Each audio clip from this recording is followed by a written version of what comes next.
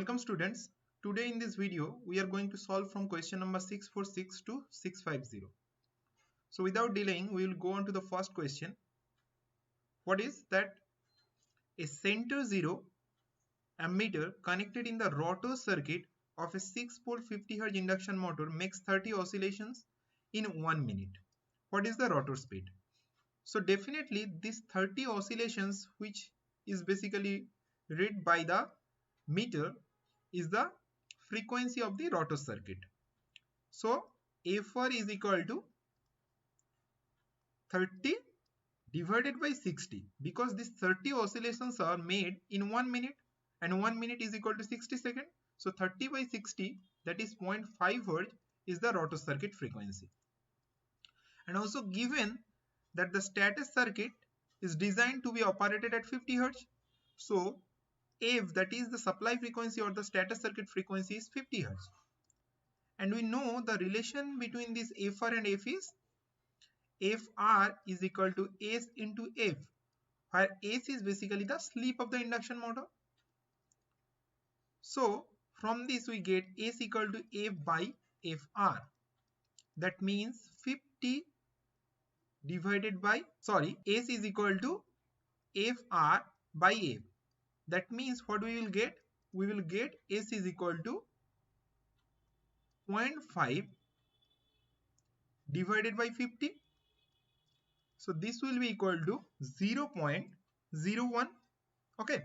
So the slip is 0.01 per unit slip. Now from the given data we can find the synchronous speed of the machine to be as N is equal to 120 into F, which is here equal to 50, divided by P, which is here 6. So this is equal to 1000 RPM. Now we know the slip of the machine. So the rotor speed Nr will be equal to 1 minus S into Ns. That means 1 minus 0.01 into Ns, which is here 1000. That is 0.99 into 1000, which is equal to 990 RPM. Okay. So option B here is our correct answer. So next we will go for question number 647. Which instrument has the lowest resistance? As you know, of these instruments, ammeter, which is connected in series for the measurement of current, is having the lowest amount of resistance. So option A here is our correct answer. Okay. And if the question was which instrument has highest amount of resistance, then the answer would have been the voltmeter. Okay. So this question asked in SSC JEE 2009 examination. Okay. Now the next question. The next question is, an ammeter is obtained by shunting a 30 ohm galvanometer with 30 ohm resistance. What additional shunt should be connected across it to double the range? Okay. So say initially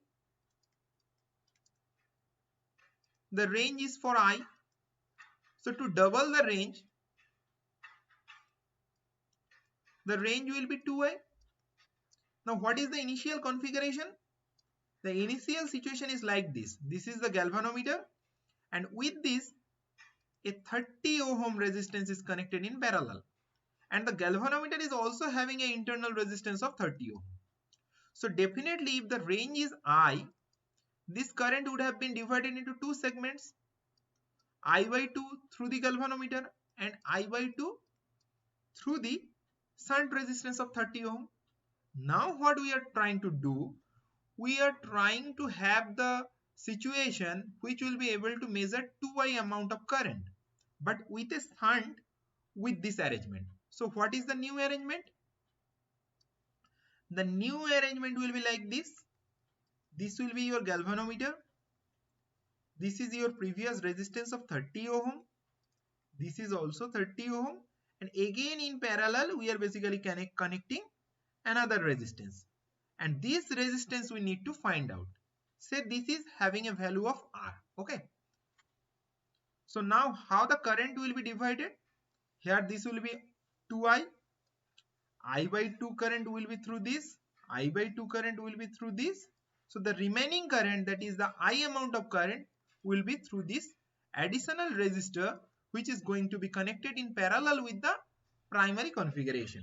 Okay, now we can find the equivalent circuit for this. Okay, the equivalent circuit will look like this.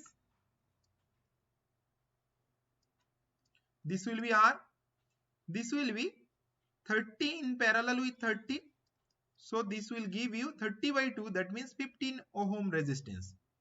So total current of 2I will be here, this current will be I, and this current will be I.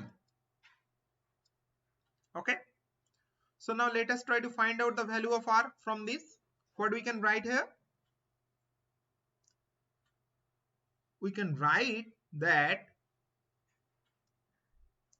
2I into 15 divided by 15 plus R equal to I. This is using current divider rule. Current divider rule. Okay, because this current is I and we are trying to find out this current I from the current division of this 2I current. Okay, so what we will get? We will get from this 30 is equal to 15 plus R, because I and I cancels out.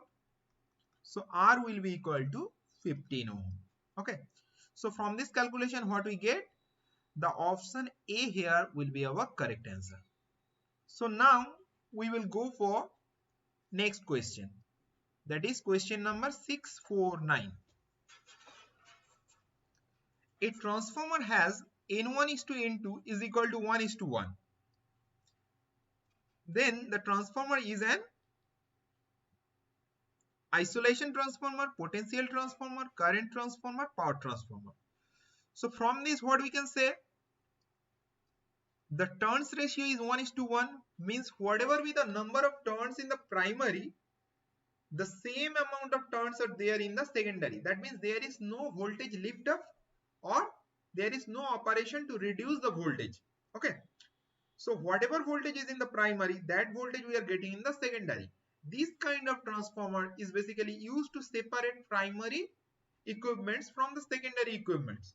That's why these kind of transformers are called isolation transformers, because in case of a transformer, in between primary and secondary there is no direct connection, there is only a magnetic coupling. So there is a good isolation between the primary and secondary. That's why this type of transformer where the turns ratio is 1 is to 1, we call it as a isolation transformer. So option A here will be our correct answer. So this question you can see came in the year 2019 for SSC JEE. Okay, so now the final question of this video, that is question number 650, as you can see here. So this question is basically about transformer again, transformer losses. So what is the question? What would be the total loss of the 2 kVA transformer corresponding to the maximum efficiency? So a special criteria is given here that we have to find out the total loss when the transformer is operating at maximum efficiency. And also it is provided that the transformer has the iron loss of 150 watt, whereas it has got a full load copper loss of 250 watts. Okay, so you can see the total loss can be calculated at maximum efficiency, considering the fact that at maximum efficiency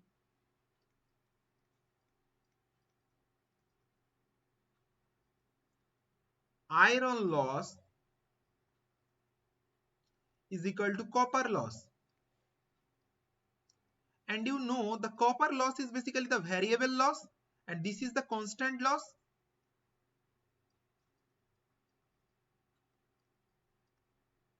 So at maximum efficiency this copper loss will become equal to this iron loss, which is constant. That means at maximum efficiency the copper loss will be equal to the iron loss, that is equal to 150 watts here. So at maximum efficiency, what we will get? The total loss